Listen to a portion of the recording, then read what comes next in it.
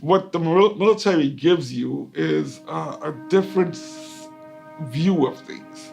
It's like a do or die mentality. No matter what happens, adjust, find a way, get it done. I grew up on the stories of the World War II heroes. So when the teacher would ask the class, what do you want to be when you grow up? I would always say, I want to be a soldier. I served all over the place. I was in the Marine Corps for close to 10 years. I hurt my eye, so I had to switch careers. At the time, there was a critical shortage of nurses, so I said, well, I'm going to go in and be a male nurse. I had a patient, a 10-year-old kid, who would not respond to anybody except me, so the family asked me to continue the treatment in Cincinnati. Eventually, I said yes. So I ran across this professor. First of all, he was a genius from Stanford. So he said, look, I need someone to help me with the computers.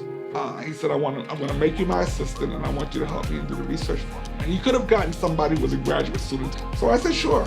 I said, I can say I was an assistant to a genius. That's, I'm not gonna turn that down, he died. So when he died, I had nothing to do, didn't have any money. And I ended up being picked up by Easterseals. Juan was that tough nut to crack. I mean, Juan he's very, very smart. But he's selfless. And so Juan only shared the story seeking benefits for his son. So if it had not been for his son, I don't think we would have ever met Juan. Basically, the immediate need was housing for him and his son. Not really having philanthropic dollars or being able to afford first and last month's rent to keep him in an apartment. It was basically trying to provide shelter space where him and his son could stay together. And Juan did not want his son at the shelter. He did not want that for his son. So he ultimately made the choice to send his son back to Virginia. I didn't like it. I felt like I was failing. I don't like asking for help. We're talking about veterans.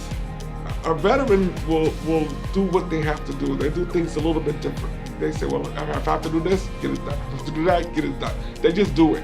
To a person in the service, what do you do when you're training for combat? You don't have a time to sleep. You don't have time to do anything. You can dig a foxhole. You don't think about it, dig the foxhole. What are you gonna do? Live in it. Get out of there, live in it.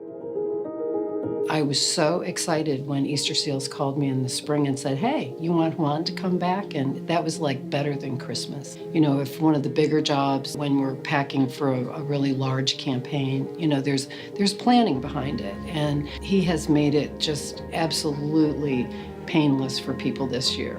In the way he executes the job, he is extremely thoughtful and thorough. He's a great problem solver, and he has taken the job a step further. One of our network partners is New Horizon, and I was just talking about a couple of veterans that we had that had computer skills and knowledge, and I was like, how can we get them some money to go to school in a joking manner? And they ponied up 4 scholarships for 4 veterans, like right there on the spot. And it was like no hesitation. That's life-changing for these guys. There's a time frame for everything. And it's time for Juan to get that job that he loves, working with computers and being in that environment where he can serve. We don't want the veteran to leave without that sense of hope. There are people who are there for you who understands some of the things that I don't even talk about. And it doesn't matter how deep you may think you've gotten yourself into something. They're not going to judge you. And no one's going to try to make you feel more or less than a human being. In the end, I feel like it's part of a family.